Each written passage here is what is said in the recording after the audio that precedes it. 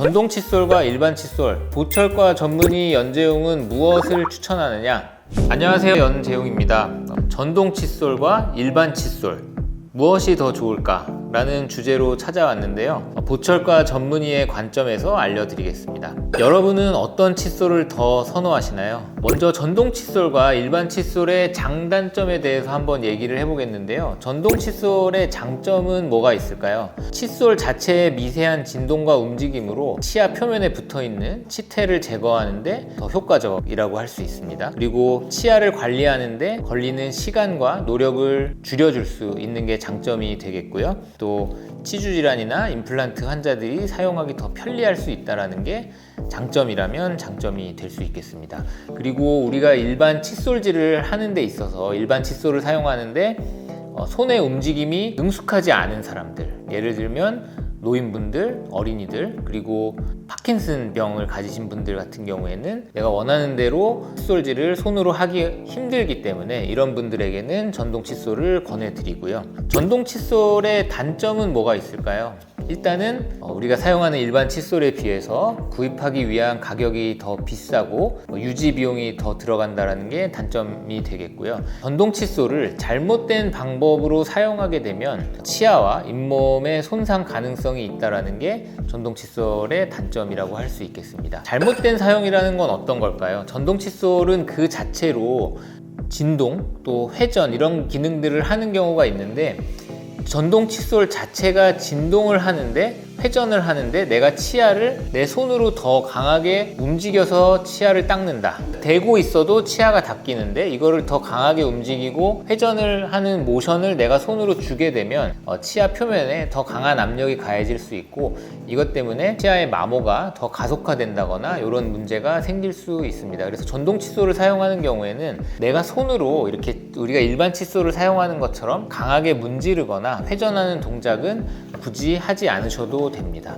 자, 일반 칫솔의 장단점에 대해서 알아보겠는데요. 일반 칫솔의 장점은 뭐가 있을까요? 전동 칫솔 대비해서 가격이 더 저렴하고, 또 요즘에는 워낙에 다양한 종류의 칫솔들이 나오기 때문에 디자인이라든지 모의 형태 이런 것들을 내 선택의 폭이 넓다라는 것이 장점이 되겠고요. 올바른 칫솔질을 손으로 할 수 있다라고 전제를 한다면 전동 칫솔 대비해서 일반 칫솔로도 우리가 양치질을 했을 때 기대할 수 있는 효과를 충분히 발휘할 수 있다는 게 이제 일반 칫솔의 장점이 되겠습니다. 일반 칫솔의 단점은 우리가 칫솔질을 제대로 하지 못한다라고 한다면 전동 칫솔을 썼을 때에 비해서 치태 제거라든지 구강위생 관리에서 더 기능이 떨어질 수 있다는 게 단점으로 생각할 수 있겠고요. 또 일반 칫솔을 사용하는 경우에는 전동 칫솔을 사용하는 경우에 비해서 내가 입안을 청소하고 관리하는데 조금 더 노력과 시간이 필요하다는 게 굳이 뽑자면 단점이라고 할 수 있겠는데, 치과 의사의 입장에서는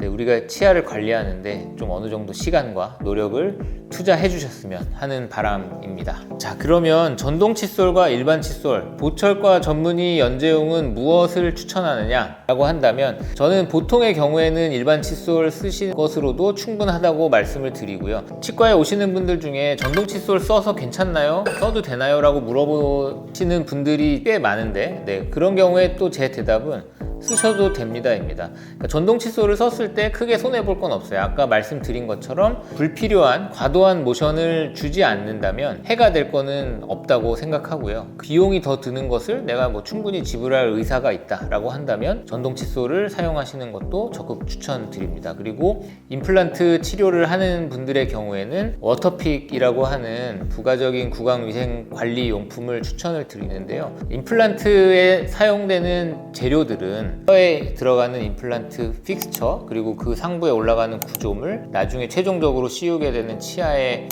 보철물, 이런 것들은 썩지 않아요. 그래서 충치가 생기지 않기 때문에 충치를 예방하기 위한 칫솔질이라는 거는 사실 임플란트 환자들에게는 크게 의미는 없습니다. 다만 임플란트 치료를 하고 나서 그 주변에 우리가 치주염, 풍치라고 하는 잇몸의 염증은 임플란트 주변에도 똑같이 생길 수 있기 때문에 잇몸의 염증을 예방하기 위한 구강위생 관리에 초점이 맞춰져야 되고, 그것을 위한 좀 훌륭한 보조 도구가 워터픽이라고 생각합니다. 그래서 임플란트를 여러 개 치료하시는 분들의 경우에는 칫솔질과 더불어 워터픽을 사용하시라고 권해드리고 있습니다. 임플란트를 하지 않은 사람들은 워터픽 쓰면 안 되느냐? 네, 써도 됩니다. 저도 씁니다. 우리가 구강위생관리용품들은 써서 나쁠 건 없어요. 뭐 여러 가지 있죠. 치간 칫솔, 치실 이런 것들도 보통 제일 많이 권해드리는 거는 칫솔질과 치실 사용입니다. 네, 이게 가장 기본이 되겠고요. 치주염이 어느 정도 진행된 분들, 풍치가 있는 분들이라든지 입안에 보철물이 많은 분들의 경우에는 치실만으로 충분히